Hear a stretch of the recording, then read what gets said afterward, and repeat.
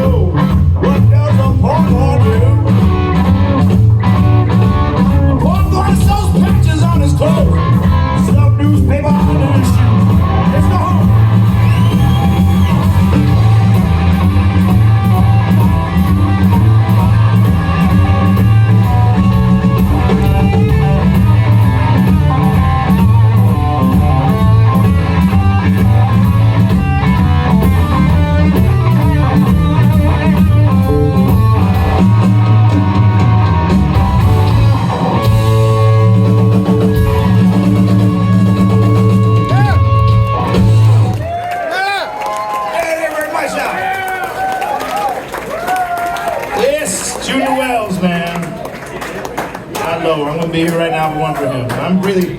I'm one blessed son of a bitch, I tell you right now. I really am, man.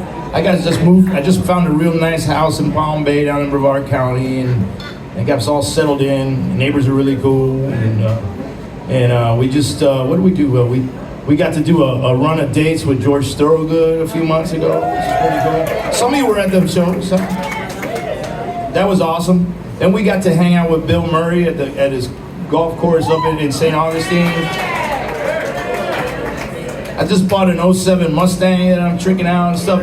I must say, my middle age crisis is pretty fucking dope.